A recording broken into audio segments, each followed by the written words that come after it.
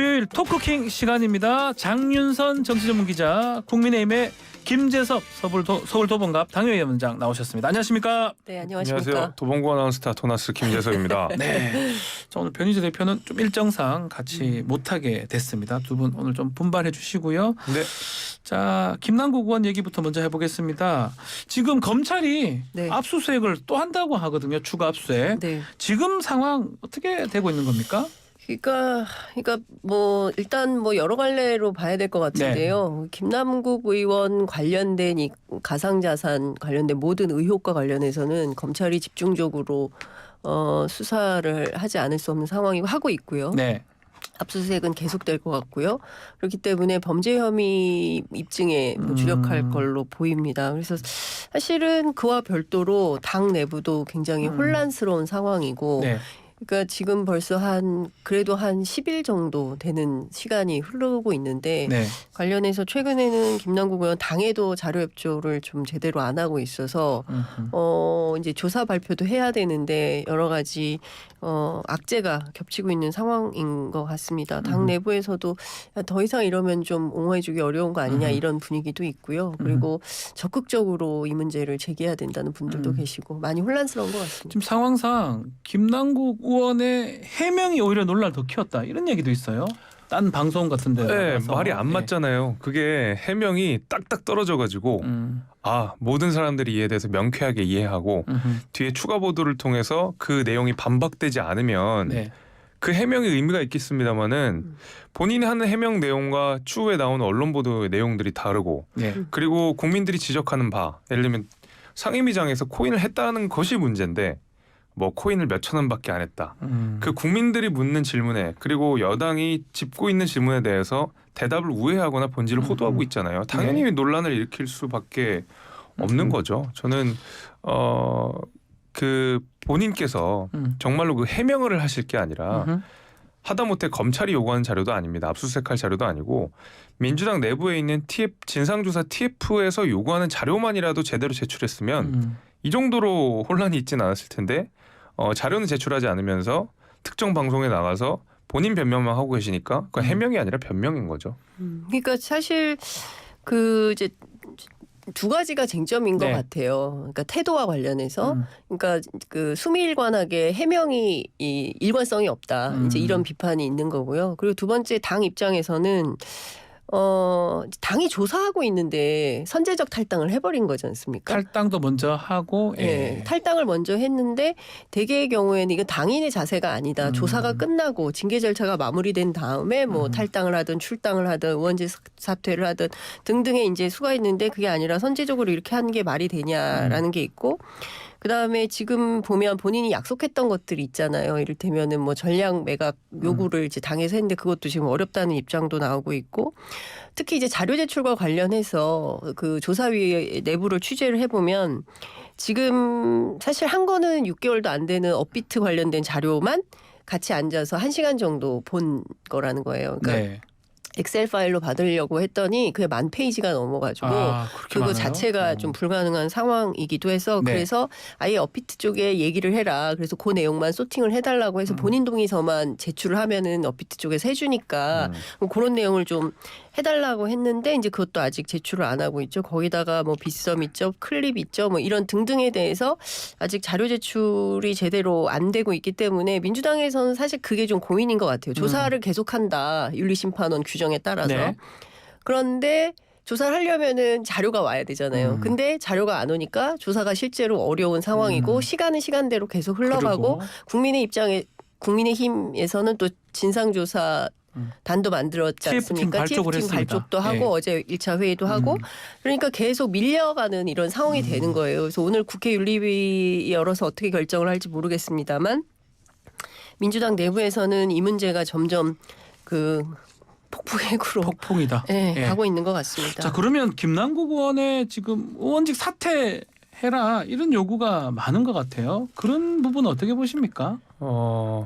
뭐 사퇴하는 게 맞다는 여론이 많은 것 같긴 네. 해요. 근데 뭐 그거는 신중하게 하긴 해야 될 것 같아요. 그러니까 뭐 지금 의혹이 있다, 뭐 혐의가 있다만으로 바로 사퇴할 수 있는 건 아닌 것 같고, 네.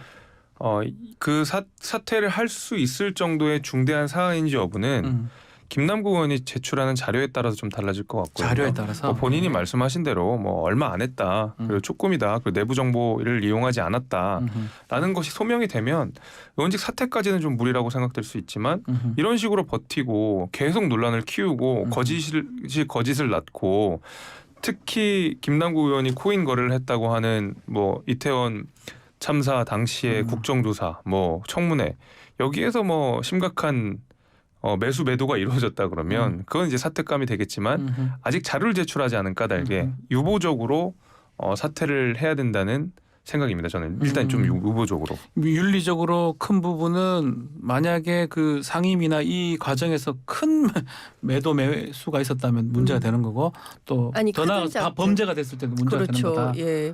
그러니까 공직자 윤리 차원에서 네. 보자면 민주당 의원들 그런 얘기 도저히 민주당에서 있을 수 없는 묵과할 수 없는 일이 벌어진 거다. 그래서 이재명 대표도 즉각적으로 윤리심판원에 이제 제소해서 조사하라고 이제 얘기를 했었던 거다. 네. 이제 이런 얘기를 하고 있는 건데요.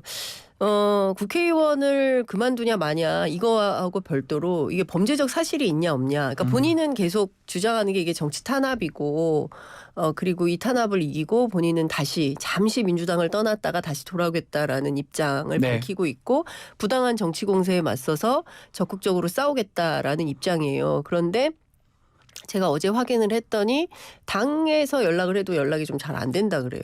그러니까 이제 자료 제출도 어렵고 전략 매각도 어렵고 기존에 이제 당이 요구했던 것들을 다 수행하기 어려운 이런 상황이 돼버렸기 때문에 지금은 김남국 의원 문제 때문에 당도 어렵고 김남국 의원도 어렵고 어쨌든 검찰 수사는 이제 예정된 수사는 수순으로 지금 가는 진행되고 거고. 있으니까요. 그러니까 참 이제 초반에 제대로 해명을 하고 그 해명에 기반해서 수순을 정했더라면 이렇게 스텝이 꼬이진 않았을 텐데 처음부터 문제를 잘못 풀었기 때문에 그 스텝이 당 전체로까지 문제가 확산이 되고 있고 네. 결국에는 지금 이재명 대표 리더십 문제까지로 확산되고 있는 거 아니겠습니까?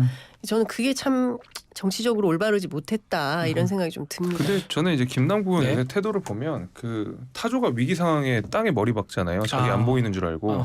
저는 그렇게까지도 좀 보이는 것이 김남국 의원의 태도가 한편으로는 무책임하면서도 저는 좀 나빴다고 생각을 하는 게 본인의 해명이라고 하는 것이 특정 딱 대상이 정해진 것 같아요. 네. 그러니까 국민을 대상으로 본인의 해명을 하는 것이 아니라 본인을 지지하는 강성 팬덤, 이른바 이제 개딸분들에게만 본인의 해명을 전달하려고 하는 것 같고 아까 말씀해 주신 대로 민주당 내에서도 연락이 안 되는데 특정 방송에 나와서 여기에선 자기 변명을 하고 있는 상황이고 또 김남국 의원을 향해서 응원 메시지를 보내는 강성 지지층에 대해서 일일이 답변을 하고 있는 이제 그런 상황이면 이들에게서 받는 응원을 가지고 아 나는 큰 문제가 없구나. 나는 지금 정치 탄압을 받고 있는 건가 보다라는 식으로 위기를 모면하려고 하는 것 같은데 바깥에서 보면 타조가 그냥 머리 박고 있는 겁니다. 알겠습니다.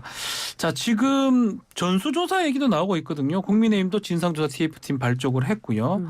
결국은 국회의원 이 코인 보유하고 있는 거 다 한번 확인해보자 이런 거 얘기를 나올 것 같긴 한데 국민의힘에서는 뭐 뚜렷한 얘기는 없는 것 같습니다. 아직까지는. 일단 어제 국회 정무위 네. 차원에서 정무위원들끼리만이라도 해보자라고 해서 이제 여야 간사 간 합의가 된 것 같아요. 네. 그래서 근데 이게 정무위원만 할지 아니면은 전체 의원들 전수조사를 할지. 근데 어쨌든 민주당에선 적극적이고 무슨 소리냐 우리가 먼저 하겠다고 했다. 네. 당연히 전수조사 해야 된다라는 거고.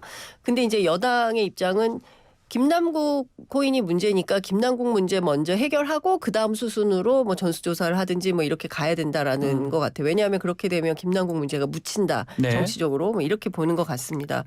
근데 김남국 의원만의 문제가 아니라 전체 의원들이 정말 뭐 투자를 한 건지 안 한 건지 이거 확인이 좀 필요하다고 한다면 과거에 부동산 투기 의혹에 대해서 전수조사했었던 것처럼 그런 절차를 밟아서 확인을 해야 된다. 그리고 네. 이제 5월 달 안에 임시국회에서 가상자산 신고하는 방안에 대해서 이제 공직자윤리법이 바뀔 걸로 보이거든요. 네. 그러니까 그런 차원에서의 제도 개혁은 당연히 하는 거고요. 국회 내부에는 상당히 이제 긴장감이 돌고 있는 건 사실입니다. 근데 그 전수조사를 하게 되는 것의 이제 문제점이라고 하면 네. 뭐 김남국 코인 의혹이 묻히고 말고의 논란은 아닌 것 같아요. 지금 민주당 TF에서도 보시다시피 김남국 의원 한 명의 그 의혹도 제대로 파헤치지 못하는 상황에서 300명 국회의원에 대한 전수조사를 과연 유효하게 이룰 수 있는가라는 의문이 당연히 남는 것이고요. 저는 이제 부동산과 관련돼서 많이 비교를 하시는 것 같은데 과거에 이제 그 국회의원들 LH 때, 대상으로 예. 한 부동산 조사 이거는 완전히 다른 내용이 부동산 대부분의 정보들이 다 공시가 되어 있잖아요. 그렇죠. 뭐 등기가 다 돼 있으니까요. 그렇죠. 그리고 예를 들면 어떤 내부 정보를 이용해서 투자를 하거나 거기에 뭐 매수를 했거나 매도를 했거나 했다고 한다 그러면 그거는 인과관계 증명이 대단히 쉽습니다. 네. 근데 코인 같은 경우에는 말씀드린 대로 대부분의 정보가 공시되어 있지 않고 내부적으로 다 돌고 아니면 카더라를 통해서 하거나 아니면 특정 텔레그램 방을 통해서 이루어지는 정보들, 그러니까 추적이 거의 불가능한 정보를 바탕으로 투자나 투기가 이루어지기 때문에 사실은 부동산과는 좀 달라요. 제출하는 내용도 달라야 되고 그걸 파악할 수 있는 자체적인 국회 내에 역량이 없을 겁니다. 네. 그렇다 그러면 검찰에 맡기거나 FIU에 맡겨서 전수조사를 해야 되는데 그것도 사실 불가능한 일이거든요. 저는 그래서 그 전수조사라고 하는 말 자체가 실효성도 없을 뿐더러 김남국 의원 뭐 묻히고 이런 문제가 아니라 그냥 실효성이 없고 거의 불가능할 겁니다. 불가능할 네. 것이다. 네, 알겠습니다. 뭐 그럼에도 불구하고 어쨌든 이 코인이라는 것은 이제 실명 거래를 기반으로 하기 때문에 물론 이제 스스로 개인정보 동의서를 다 제출을 해야 되고 네. 그거 없으면 사실 조사가 불가능하고 이런 이제 권익위원회의 설명도 있었습니다만 어쨌든 국민적 의혹이 벌어진 사건 오늘 보니까 절반 이상이 넘는 국민들이 이거 조사가 필요하다라는 동의를 입장을 하는 것 같아요. 밝히고 있기 예. 때문에 의혹을 해소하는 차원에서라도 공직자의 기본 윤리 차원에서라도 이 조사가 필요하다고 한다면 해야 된다고 저는 생각을 합니다. 알겠습니다. 자, 지금 결국 코인 논란에 이제 친명계, 비명계 개파 갈등, 특히 이재명 대표 리더십 리스크까지 확대가 된 것 같습니다. 민주당 지도부 총사퇴, 재신임까지 얘기가 나오고 있는데 네. 어떻게 보십니까? 그러니까 그 지도부 총사퇴 재신임은 그 지난 일요일 네. 있었던 의총장에서 서른 의원하고 홍 무슨 의원하고 두 분이 얘기를 네. 하셨다고 해요. 그래서 근데 그 자리에서 그 얘기를 할 일은 아니었다. 그러니까 괜히 그 얘기를 해서 발언의 어떤 진정성, 신뢰성 뭐 이런 것들 순수성을 좀 의심받았다. 왜 그런 얘기를 했는지 모르겠다. 네. 이제 이런 분위기가 있긴 합니다. 그런데 지금 상황은 또 좀 다른 것 같아요. 왜냐하면 그 당시 의총장에서 나왔던 여러 가지 의원들의 요구, 뭐 네. 굉장히 많은 얘기들이 나왔는데 이제 그 중에서 핵심 중에 하나가 국회 윤리위원회에 김남국 의원을 제소하는 문제, 그리고 가상자산이 있는지 없는지 스스로 이제 자진신고센터를 설치하는 문제 이런 네. 등등에 대해서 요구를 했는데 그 이튿날 보니까 결의안에 빠졌더라. 그래서 이제 박용진 의원 같은 분은 이제 라디오에 나와서 이런 요구 많았는데 왜 이걸 안 넣었냐, 이거 뭐 누가 뺐냐, 막 이제 이런 비판을 하지 않았습니까? 네. 그래서 관련해서 제가 취재를 해봤어요. 도대체 어떤 일이 있었던 건지 이게 물었더니 김남국 의원이 선제적으로 탈당을 했잖아요. 그리고 나서 의총이 이제 오전에 탈당하고 오후에 의총이 열렸는데 오후 4시에 의총이 열렸는데 이제 이 자리에 오는 의원들이 두 가지 마음이 있었다는 거죠. 하나는 야, 이거 당이 조사하는데 어떻게 먼저 나가버리지? 이거 있을 수 있는 일인가? 이런 불쾌감이 있고 또 하나는 그럼 당이 뭘 할 수 있을까? 근데 마침 그날 이제 당 사무총장이 나와서 설명하기를 실제 지금 당이 할 수 있는 건 별로 없는 것 같다. 네. 그리고 이제 조사 단장인 김병기 의원은 지금까지 상황을 종합할 때 불법은 없는 것 같다. 그러니까 대충 여기에서 이제 마무리되려고 했었던 모양이에요. 그런데 전직 원내대표인 윤호중 의원이 아니다. 우리 윤리심판원 규정을 보면 18조 19조에 보면 징계를 회피할 목적으로 탈당한 자에 관련해서는 조사할 수 있도록 네. 권한이 돼 있다. 그리고 징계하고 그 기록을 남기도록 되어 있다. 할 수 있다라는 얘기를 했다는 거죠. 그러면 당 차원에서 할 수 있는 여지가 있네라는 판단을 했고 그 이후에 문안조정 과정에서 일부 원정주의도 있었던 것 같아요. 그러니까 우리 손으로 우리 당 의원을 국회 윤리위에 제소를 해야 되냐. 어차피 그분의 뭐 내년 총선 출마도 사실은 쉽지 않고 뭐 정치가 되겠냐. 네. 뭐 이런 등등의 원정주의가 있었던 것 같습니다. 그러니까 하여튼 내부가 굉장히 복잡해요. 그래서 복잡하고, 종합해서 네. 말씀드리자면 그래서 빠졌다는 거예요. 근데 결과적으로 지금 상황을 놓고 보면 결국 국회 윤리위 갈 수밖에 없는 상황이 돼버린 겁니다. 자, 윤리 갈 수밖에 없는 상황인데 뭐 조홍천 의원도 적극적으로 의견을 밝혔다고 얘기를 하더라고요. 또 방금 저희 박지원 전 비대위원장하고 인터뷰도 했는데 뭐 전반적으로 민주당이 어렵고 이재명 대표 민주당이 좀 시간이 얼마 안 남은 거 아니냐 이런 얘기까지 나오더라고요. 이재명 대표 체제 하에서 네. 민주당 내 자체 조사는 이제는 완전히 그 하나만 하는 소리가 돼버렸습니다. 어렵다 이 말씀인가요? 이재명 대표 체제 들어와서 이재명 대표 손으로 직접 징계한 사람이 단 한 명이라도 있나요? 네. 여러 가지 의혹들이 터졌습니다. 이재명 대표 스스로에 대한 의혹 당연히 있었고요. 그걸 뭐 100번 양보해서 이재명 대표 주장처럼 야당 탄압이라 하더라도 그 이후에 일어난 뭐 노웅래 의원, 그다음 뭐 돈봉투 사건에서 그 있었던 연루된 의원들, 뭐 그다음에 갑자기 복당하신 분들, 네. 뭐 무단 뭐 꼼수 탈당 복당하셨던 분들 이분에 대한 징계, 그래서 이어서 김남국 의원까지 한 번이라도 자체 조사에서 유의미한 결과가 있었나요? 한 번도 없었거든요. 이재명 대표는 그러면 다 손 안 대고 코 푸는 셈이 되는 거예요. 어떤 의혹이 나와도 그냥 탈당해서 내보내면 끝나는 거고, 슬그머니 복당해도 아무 말 안 하고, 그렇게 되면 이재명 대표는 도대체 리더십으로서 뭐 그 뭔가를 추진력 있는 정치 지도자로서의 면모를 과시했던 이재명 대표는 본인 당내에 있는 어떤 리스크도 관리하지 못하고 다 그냥 무소속 의원이니까 나는 어쩔 수 없어, 국민의힘 더하지 않아? 라는 말만 반복적으로 하고 있어요. 그게 무슨 리더십이에요. 알겠습니다. 저는 그렇기 때문에 아마 박지원 위원장이 이야기한 대로라면 이재명 대표는 뭐 누구 하나 제대로 징계하지 못하는 굉장히 물렁한 리더십을 지금 보여주고 있고요. 차라리 김기현 대표 보고 물렁한 리더십이라고 비판하는데 여기는 징계도 하고 그 뭐 최고의 최고위원, 사퇴도 네. 나아가게 하고 합니다. 그러니까 이재명 대표가 오히려 굉장히 무르고 유약한 리더십을 보여주고 있다는 거죠. 장 기자님 뭐 같이 좀 말씀 주십시오. 이제 지금 6월달에 이낙연 전 대표도 온다고 하고 민주당 지도부 또 이재명 대표 돌파구가 어떤 게 있을까 한번 말씀 같이 주십시오. 제가 사실은 제가 3년 외국에 네. 살다 왔잖아요. 중국에 있었죠. 예. 돌아와서 한 취재 중에 제일 어려운 취재였어요. 왜냐하면 그만큼 굉장히 많이 취재를 하고 많은 네. 의원들하고 전화 통화를 하고 막 그랬는데 되게 이제 혼란스러운 거예요. 그리고 이제 진영이 좀 갈리더라고요. 그러니까 비명계하고 친명계 친명. 아니라고 하더라도 이제 그게 내용이 좀 갈리는 측면이 있는데, 그래도 관통하고 있는 하나의 핵심 내용이 있으니 그것은 뭐냐면 우리가 3번의 집권을 할 수 있었다. 네. 이유가 뭐냐. 그리고 솔직히 말하면 검찰이 우리 편이냐 기업이 우리 편이냐, 소위 대한민국의 기득권층이라고 하는 그런 분들이 민주당 편이냐. 결국 민주당에게는 민심밖에 없었다. 그러니까 국민이 만들어준 정당이다. 그리고 민주주의자들이 만든 정당이다. 그러면 우리한테 생명과 같은 것은 무기는 뭐냐? 도덕성. 네, 도덕적 우위다. 근데 이게 허물어진다?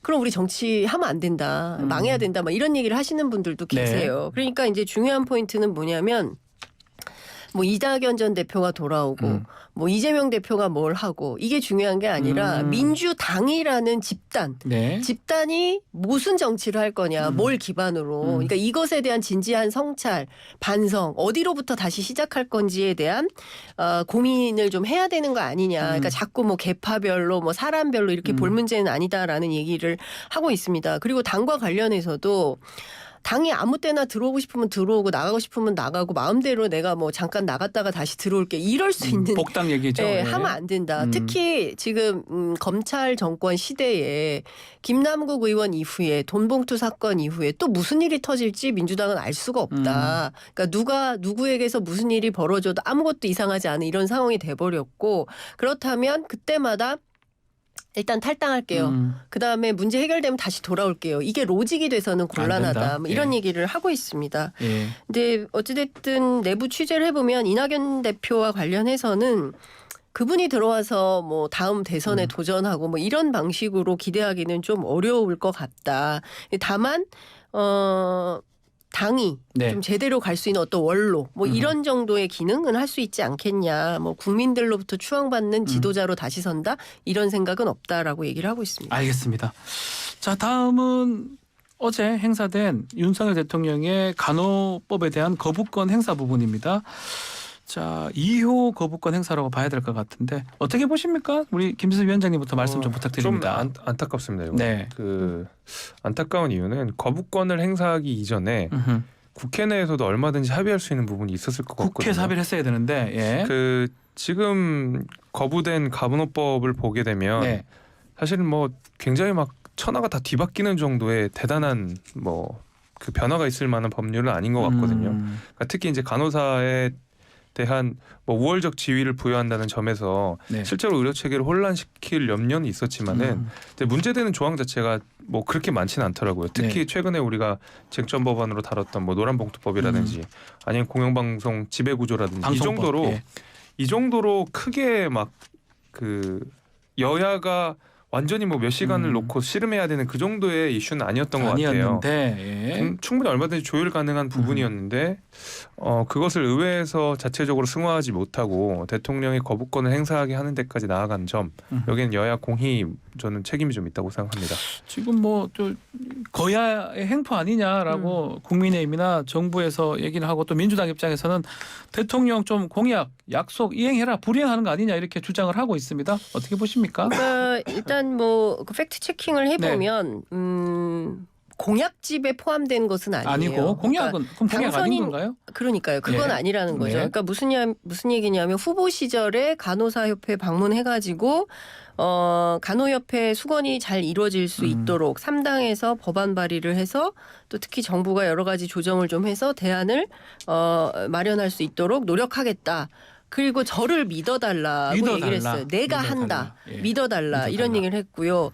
당시 이제 선거 캠프에 있었던 원희룡 장관, 박대출 정책위 의장 이런 분들이 간호법 제정에 대해서 약속을 했었습니다. 네. 이준석 대표도 이런 얘기를 했어요. 대선 결과에 따라서 저희들은 사라질 수 있지만 간호사분들과 한 약속을 지키지 못하는 상황이 발생하지 않았으면 좋겠다. 그러니까 전반적인 기조는 간호법 제정에 있었던 거예요. 네. 그런데 이제 와서 말을 바꾸는 이유가 뭐냐 이거를 좀 살펴봐야 하는데 민주당 쪽 취재를 해보면 여전히 그 anything but 민주당 이게 있는 거 아니냐. 그리고 대통령이 민주당이 하는 것에 대해서는 민주당 주도로 뭐 통과되는 법안들에 네. 대해서는 줄줄이 사탕으로 다 거부권 행사를 한다. 뭐 이런 방식, 이런 오기 이런 게 네. 발동하는 거 아니냐. 그런 거 말고는 해명이 되냐 있을 수 없다라고 얘기를 하는데요. 실제 그 간호협회 좀 취재를 해보면 네. 70년대부터 간호사들이 이 법을 요구를 했었고요. 2021년에 민주당의 김민석 의원 지금 정책위 의장이죠. 그리고 국민의힘의 서정숙 최현숙 의원 이렇게 해서 간호법안이 발의가 됐어요. 그리고 2022년에 재심의해서 지난 4월 27일 날 통과될 때까지 정말 지난한 역사와 과정이 있었던 거고 그 내용을 살펴봐도 이제 대통령이 계속 주장하는 것은 사회적 갈등과 불안감이 직역간 충분한 협의와 국회에 충분한 수기 과정이 없었다. 네. 이게 문제다라고 이제 아쉽다라고 지적을 했는데 실제로는 그렇지 않다는 거죠. 국민의힘과 꾸준히 서로 협의를 했었고 이미 법안도 냈었고 말씀드린 대로 같이. 예, 그런데 이걸 갑자기 이제 처리하자고 하니까 휙 다 나가버렸다. 이게 말이 되냐. 자기들이 한다고 해놓고 발의해놓고 자기들이 뒤집어 엎는다는 건 있을 수가 없다라고 얘기를 하고 있습니다. 그러니까 전반적으로 보면 어찌됐든 그 이해관계자들이라고 할 수 있지만 네. 기본적으로 이 법의 취지는 어찌됐든 우리가 그 초고령 사회로 가고 있잖아요. 그리고 간호직역의 전문성, 세분화 이것은 계속 요구되는 사항이기 때문에 네. 그런 차원에서 살펴보면 통과가 꼭 필요한 법안인데 매우 아쉽다라는 생각이 좀 듭니다. 알겠습니다. 자, 이 질문도 한번 드려보겠습니다. 이번 주 윤석열 대통령 일본 갑니다. 히로시마에서 G7 지금 그거 하는데 G8이 가능한 건가요? 가능하다고 얘기가 있다가 또 아닌 것 같기도 하고. G8은 불가능하고 예. G9이나 G10이 되겠죠. G10이 될 수 예, 있다. 그러니까 예. 대한민국만 들어가는 경우는 좀 뭐 G7 국가들 간의 역학 관계를 고려하면 네. 대한민국만 들어가진 않을 거고요. 뭐 호주가 들어갈 수 있고, 호주요. 예, 뭐 경우에 이탈리아가 많이 반대를 하고 있긴 하지만 세계 규모나 아니면 경제력 같은 것들 생각해 보면 뭐 스페인도 들어갈 수 있고 그래서 제 생각에는 그러니까 우리나라가 G7 플러스 알파에는 분명히 들어가지만 쌀판데. G8이라는 딱 8개나 8개 9개나 10개 중에로 들어갈 것 같아요. 자, 우리 G7 이번 해서 좀 성과라든지 얻어야 할 것 그것도 한번 짚어주고 마무리를 하겠습니다.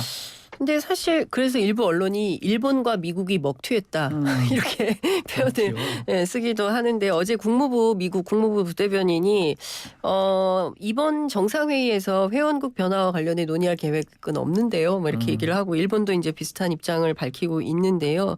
앞서 말씀드린 대로 별로 가능성은 없어 보여요. 네. 쉽지는 않을 것 같고 근데 가서 지금 두 가지인 것 같거든요. 하나는 한미일 군사 협력에 대한 우리 정부의 입장이 분명히 나올 것 같고 그것 때문에 또 중국과 러시아하고 척지는 일이 발생할 거에 대한 위험. 그리고 또 하나는 이제 후쿠시마 그 오염수 방류 문제 뭐 이런 거 그다음에 수산물 문제 뭐 이런 등등에 대한 이슈가 있는데 관련해서 뭐 성과가 있겠냐 좀 어렵지 않겠냐라는 어두운 전망이 우세한 게 사실입니다. 그렇지는 않을 짧게요. 것 같아요. 네. 미국, 영국, 캐나다가 대한민국의 참여를 적극적으로 원하고 있기 때문에 아마 저는 들어갈 거라고 생각합니다. 뭔가 성과는 있을 것이다. 네. 일단 독일이랑 프랑스는 좀 네. 반대하는데 그 앵글로색슨 G10 국가들이 이런데 앵글로색슨 국가들이 예. 워낙 좋아하기 때문에. 알겠습니다. 자, 오늘 토크킹 여기서 마무리를 하겠습니다. 김재섭 위원장, 장윤선 기자 두 분 감사합니다. 네, 감사합니다. 고맙습니다.